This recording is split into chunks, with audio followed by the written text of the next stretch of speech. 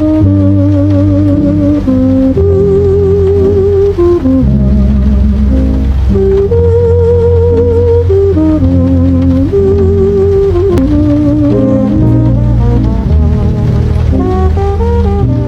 has a habit of asking wrong questions. When the world hears of a great queen, it often wonders, how did the woman rise so high? But perhaps the real question should be, why are we still surprised that African women have always ruled with thunder? Long before many societies elsewhere could imagine a woman commanding armies, Africa had already given birth to queens who moved nations. One of them would lead 20,000 soldiers, expand an empire across vast distances, build walls that still stand centuries later, and leave a name so powerful that the earth itself remembers her. Her name was Queen Amina, Aminatu, daughter of Nikatao and Queen Bakwa Turunku. Close your eyes and feel the world she inherited. In the 16th century, the northern savannah pulsed with life. The 7 proud Hausa states, Kano, Katsina, Goba, Daura, Rano, Biram, and Zazzau, stood like jewels on the trade routes of West Africa. Caravans carried salt, leather, cloth, horses, kola nuts, and metals across the land. Merchants and scholars moved freely. Wealth flowed like rivers. Zazzau was rising, and into its royal household around 1533, a princess was born who would make it legendary. From childhood, Amina refused the ordinary path. While other girls learned courtly grace, she trained with the royal guard. As a young girl, she was once caught wielding a dagger, a sign of the warrior spirit already burning within her. At just 16, her mother named her Magajiya, heir apparent, and placed her in the highest council. Suitors came with lavish gifts, even from powerful rulers like the Emir of Kano, offering dozens of slaves and bags of precious clothes. Amina refused them all. She chose power over marriage, destiny over convention.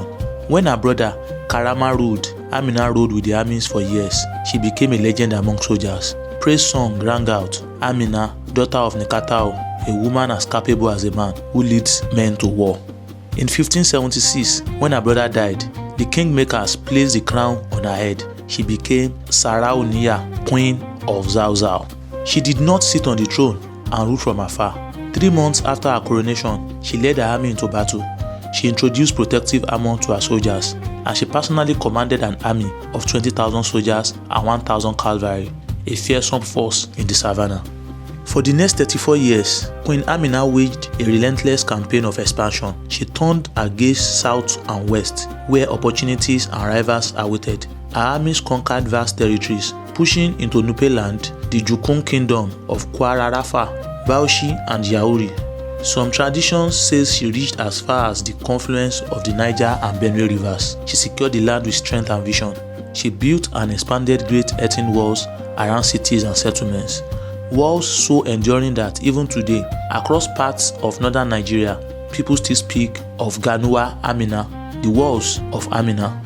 She did not conquer for conquest's sake alone. She understood true power flows through trade. By securing and expanding the routes, she turned Zazzau into a powerhouse of commerce. From the ruler of Nupe, she received tribute of 40 eunuchs and 10,000 kola nuts, a gift so significant that she is credited with introducing kola nut cultivation and use across Hausaland. Her campaigns brought wealth, security, and influence. She forced tributes from distant lands and made Zazzau one of the strongest and most prosperous states in the region.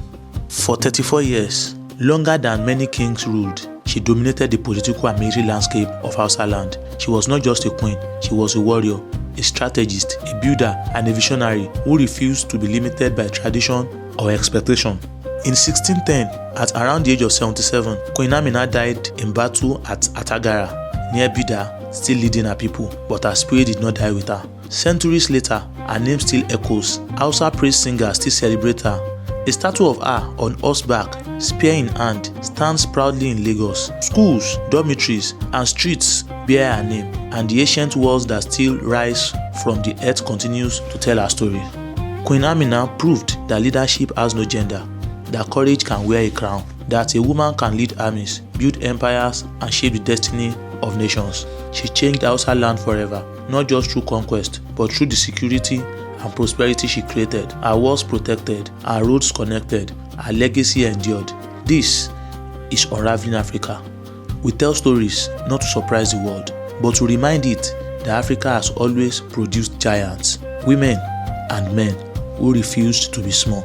If Queen Amina's courage stirred something in you, imagine what waits ahead. I am Olufolajimi Eleniyan. In our next episode, we journey far to the south, to a city built entirely of stone, so magnificent that when outsiders first saw its ruins, they could not believe Africans had created it. They invented foreign builders, they denied the truth, but the stones still stand. Its name was Great Zimbabwe, and its story is one of the greatest revelations in African history. This is Unravelling Africa. I will see you in the next episode.